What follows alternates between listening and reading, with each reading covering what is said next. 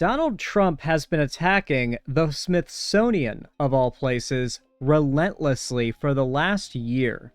Now, for those that don't know, the Smithsonian is a institution known for educating Americans on history, their own history, and sometimes even the less convenient parts of our history. And that's what Donald Trump is so hung up on and has been for years now. You see, he thinks that the Smithsonian Museum focuses way too much on telling Americans about slavery, Jim Crow, segregation, and frankly, just the plights that black people have had to face in America going back hundreds of years now. So, he's demanding that they shut down anything they consider to have a woke bias. Now, go back to a year ago, and it was just whining, crying, and complaining. And now, things have escalated a little bit. But first, I want to show you guys this clip. It's not very long, but this is what Trump was saying about the Smithsonian about a year ago. It's not American. True. President Trump is ordering a full review of one of the nation's most cherished museums after saying it focuses too much on, quote, how bad slavery was. And he wrote this: "The Smithsonian is out of control, where everything discussed is how horrible our country is, how bad slavery was, and how unaccomplished the downtrodden have been. Nothing about success, nothing about brightness, nothing about the future. And we are not going to allow this to happen. And I have instructed my attorneys."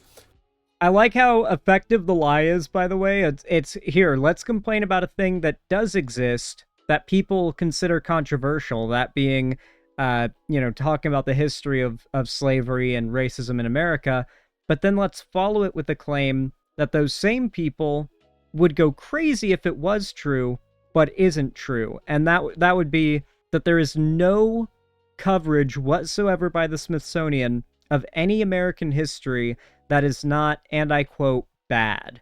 That is to say, that doesn't make white people look bad.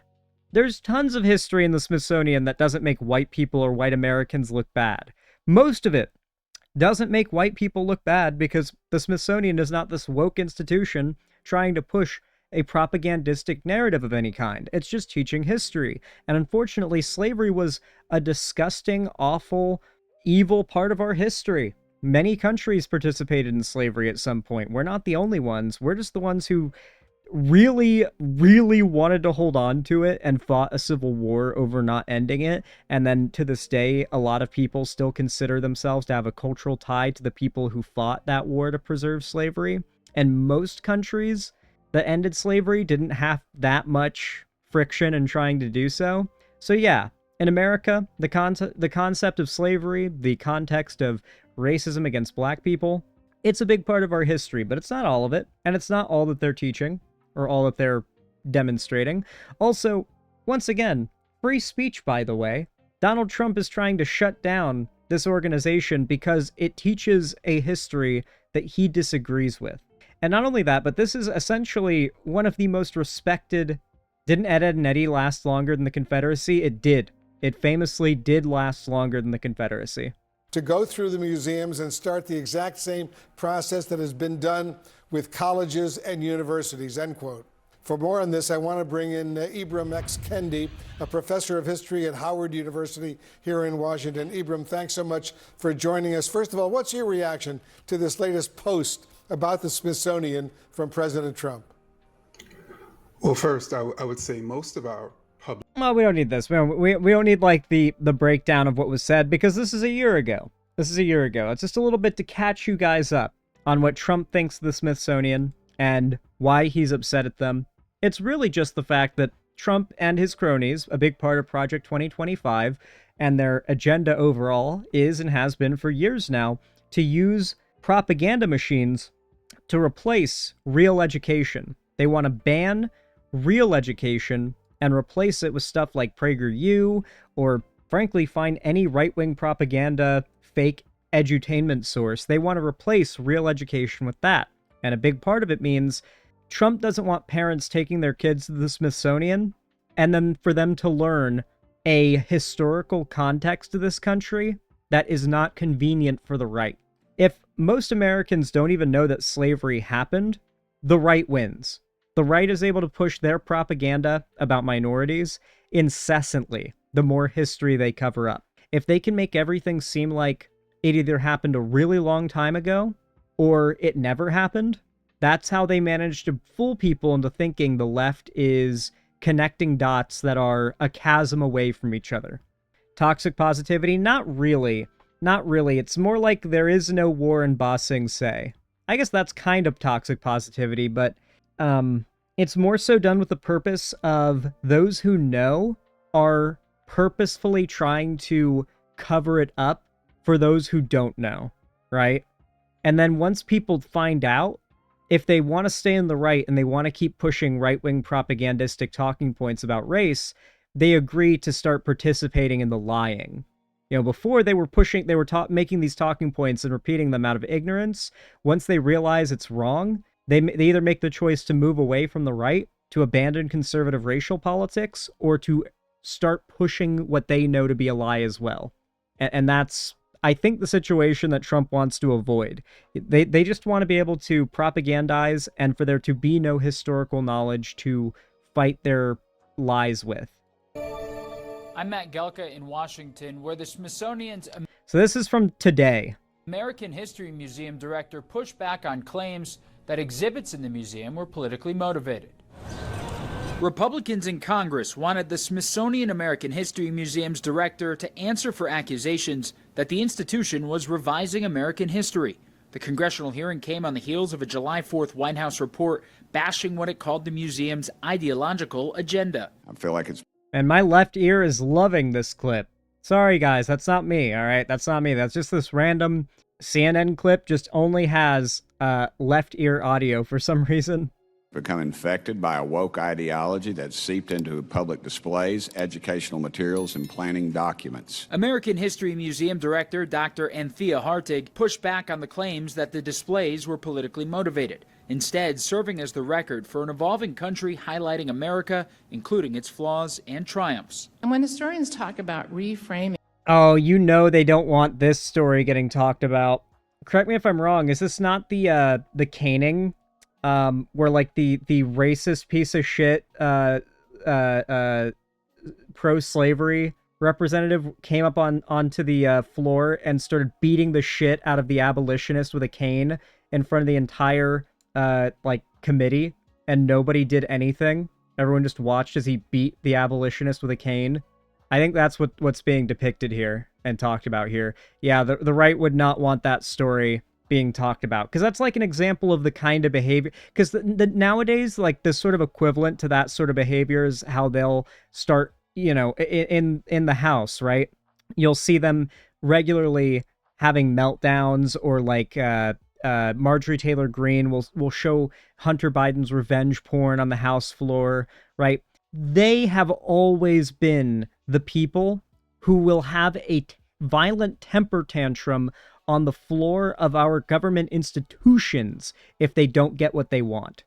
If they can't subject the minorities they want to subject to suffering without pushback, they will have a meltdown, and they've always been like this. Go back to the times of the Civil War, and they've been like this. Anyway. Highlighting America, including its flaws and triumphs. And when historians talk about reframing a traditional narrative, we don't mean erasing it. We mean adding the evidence, the voices, the objects that earlier tellings left out, so that more Americans can see themselves reflected in the national story. Republicans on the House Oversight Committee hammered Hartig for exhibits that focus too much on perceived woke. Like, literally, why the fuck do almost no news outlets know how to work audio online? My guess would be because all of these big news companies refuse to hire anybody under the age of 35, would be my guess. Like, I'd say if you're in your early to mid 30s, you have a chance of getting hired. But if you're like in your 20s, which realistically, like, to understand how to edit for YouTube, because the point of this is to clip videos and render them, edit them, and upload them from broadcast to YouTube format. And that is what the people doing that job at CNN don't know how to do. Like, they're probably boomers. They probably know audio and video engineering just fine for broadcast television, but they don't know how to handle all of the video and audio formatting when turning that footage into a clip for YouTube, which wants completely different formats. You've got to edit, you've got to render in a particular format, you've got to make sure your audio is in a particular format. It's a whole thing, and I guarantee you, CNN just doesn't hire people that would know how to do this right, because the people that know how to do this right, ironically, do not qualify for CNN standards to be hired. A lot of these big mainstream news and political organizations, they don't want to even see you unless you're like middle-aged or in your 30s to get involved in politics, right? Like young people, that's the big thing. And this is mostly on the Democrat side of things. The Democrat side of things really wants nothing but adults in the room.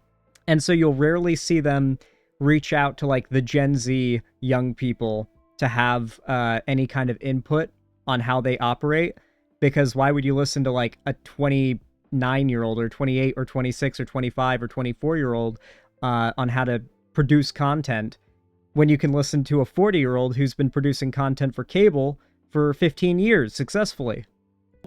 Sexual orientation, diversity, and race. Do you think that it's appropriate for the Smithsonian Institution to sell Latina power paraphernalia? What kind of message are you trying to send to kids with BDSM imagery?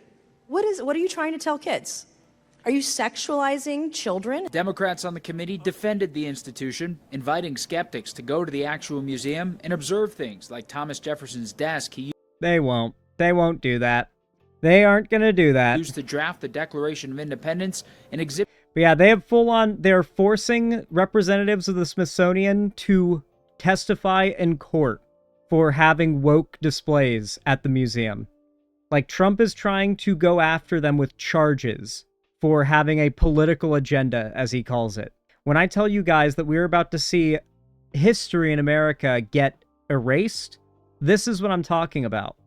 The Smithsonian being taken to court by Trump because he doesn't like what they're teaching. Exhibits highlighting George Washington, among others. Yale University historian David Blight warned about the dangers of political leaders putting their thumb on the scale of history. If we're not careful, True, Hannah PL. we will end up with what the great writer Toni Morrison called statist history, and it will create what she called sanctioned ignorance. That is such a truth nuke. That is so real. Holy lag. A lot of people in chat are complaining about lag, but I've not dropped any frames on my end, which means it's got to be on YouTube's end, I'm guessing. My guess would be it would have to be on YouTube's end.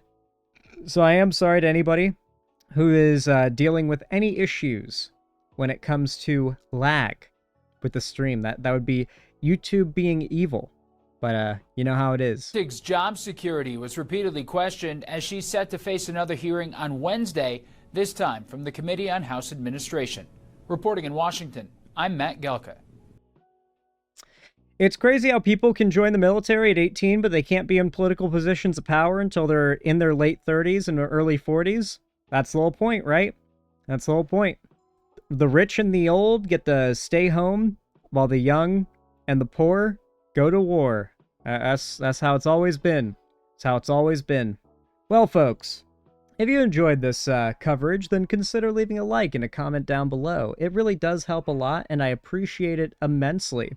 Subscribe and ring the bell icon if you want to see more from me in the future. And, of course, follow my social medias linked down below if you want to see more from me on other platforms as well.